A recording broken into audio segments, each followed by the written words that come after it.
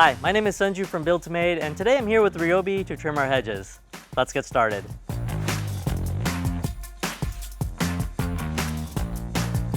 Trimming your hedges doesn't have to be complicated. In fact, you can make it look as good as your neighbors thanks to Ryobi's 40-volt hedge trimmer. Here's some features that I love about this. The head sweep so that you can quickly and easily remove debris. The 180-degree rotating handle so you can get the best angles.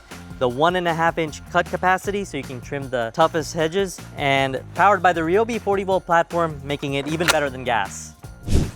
Now here's what I like to do. I like to take a look at the top, make sure which areas are sticking up, work my way across, and then work down the sides. So this is where I like to use the rotating handle to get the best grip as I'm cutting down the side of the hedge. Now that we have the hedges cleaned up, I like to jump in here and trim any dead branches with my pruning shears. And just like that, your hedges are trimmed up, your neighbors are jealous, and it's easy as 1, 2, 3. If you like this video, be sure to like and subscribe. Until next time, talk to you guys soon.